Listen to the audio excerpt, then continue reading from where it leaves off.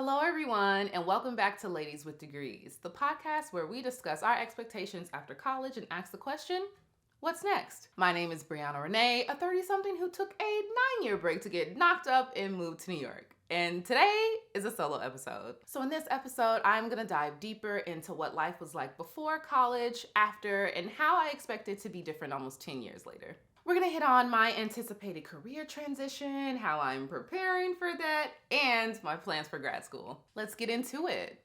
So, what was like after college in 2014? Well, it was a hell of a lot different than it is now, I will say that.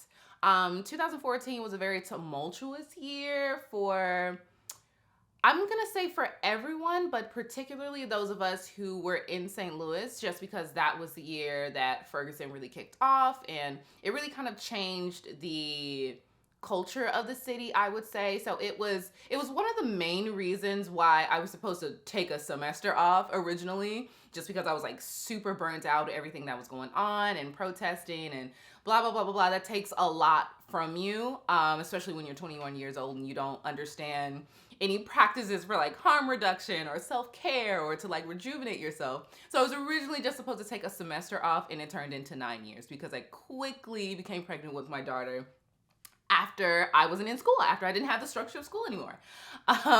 So yeah, after college then, it it wasn't bad. I had an internship the January of 2014. So I actually participated in commencement in 2014 because I was supposed to graduate that following spring. I didn't decide until after walking that I was going to take a break. So I actually did get to participate in a graduation ceremony, which I think is why, again, just like it took me so long to go back. But I did an internship at STL TV the spring of 2014, and I was able to get hired January of 2015, I think, or I may have even been hired that fall. So that was kind of another reason. That was another reason why I didn't immediately go back to college, because I was like immediately working in my field. I think I was actually like the youngest person who worked at STL TV. I was freelancing. I had already been freelancing at that time anyway. I was creating content on YouTube and getting paid for it. I wasn't getting like sponsorships and brand deals and stuff. I was just getting paid from AdSense. But, I think that I didn't move out from my mom's house until January 2015, and then I moved in with my daughter's father.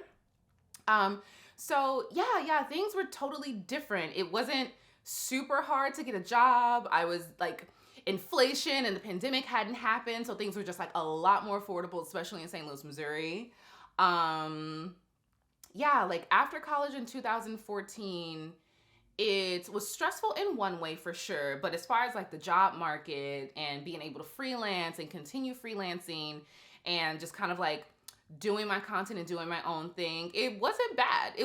And honestly, like it was the reason that I didn't immediately go back to school like that following semester or that following year, is because I wasn't like suffering, or my ability to get work in my career seemingly hadn't been affected at all. So yeah, like I wasn't super incentivized to go back to school when I was like incredibly burnt out. Now, how do I think this will be different in 2024? I think it's going to be a hell of a lot different. Well, for one, we have certainly a weak job market at this time. A lot of people are being laid off. Is it a recession? I don't know. It feels like it's a recession. I mean, this is the only recession that I have participated in, or recession-like economy that I have participated in as an adult. What I know is that everything is super expensive and it's super hard to find a job. So I'm not an economist, but that feels like a recession to me. But anyway, so in 2024, I think that we are going to have to be a lot more strategic. We aren't going to be able to rely on the stability or maybe like the longevity of a job. Because from what I see, people are jumping from, job to job to job to job anyway, just so that they can get like a pay increase. And that just seems to be like the culture of younger generations. Like we don't tend to stay in jobs, certainly not for like 10 to 20 and 30 years like our parents and our grandparents did. It's just not that stable anymore, and you're not gonna get like proper raises to keep up with the rapidly growing I guess, yeah, inflation. We're not, if you stay in a job, you're basically losing money because you're not going to I don't, words are failing me right now, but you're not going to be able to keep up with the rise in inflation and stuff like that, the rise of the cost of living. So typically people my age and younger do just like job hop after 2 to 5 years, I would say. So I am preparing myself for that. Thus far, I have been freelancing the entire time that I was out of college. I think I was freelancing even before I graduated. I know that I was creating content before I graduated. It was actually me starting a YouTube channel that convinced me that video production is something that I'm really passionate about. So I thought that was like kind of like a beautiful journey, being able to like do something for a hobby and then find out, wow, I actually really like this, and now it has been my life ever since. But I've been freelancing that whole time. Even when I was in New York, I was freelancing. I also had survival jobs. Like I worked through like some temp agencies as like a receptionist when I first got to New York. And then I eventually just landed on bartending because I was bitten by the performance bug, and I went really hard and trying to be an actress and acting, like being an actress, not trying to be, but like being an actress in New York and just being a performer and a model and things like that. So I kind of moved away from production in the sense that I was creating everything, to just like working within productions and being talent. So that's kind of how I transitioned my career a little bit while I was in New York. And like I said, I had survival jobs, and I typically like would work at a bar, so that I would be able to have that flexibility, especially being able to mother my child on top of that.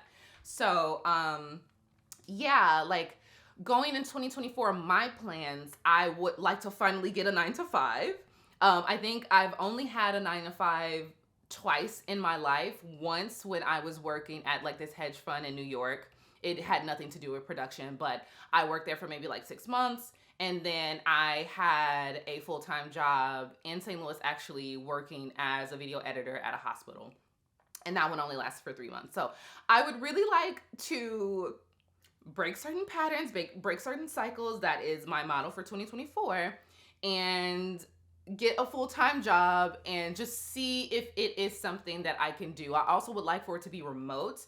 I think a lot of the times I couldn't really handle or keep up with a full-time job just because of the physical commitment that you have to make. And with commuting on the top and the ends, especially in New York, especially with a child, it just wasn't something that I could really keep up with without becoming burnt out almost immediately. So I would like to get me a little, 6-figure job. We'll see. I do have like a wealth of experience. Yeah, so I would like to get me a full-time job. So I anticipate that it's going to take me about 3 to 6 months to find a job. I'm probably going to have to work with like a resume and LinkedIn profile specialist.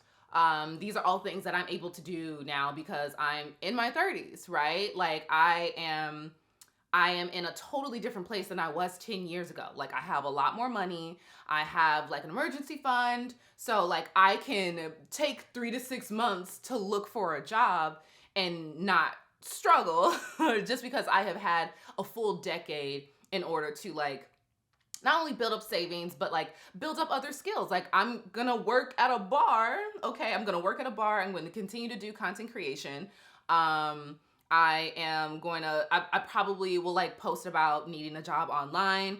I've been able to like amass a large following. So I don't think that the process of me looking for a job is really going to be that difficult. I think it's going to be more so about me being patient and me being very like laser focused on what it is that I want. So I need to like come through with like my skills and like what I offer and what my boundaries are. And, as far as like, am I going to be willing to compromise on whether this is a hybrid situation or a fully remote position?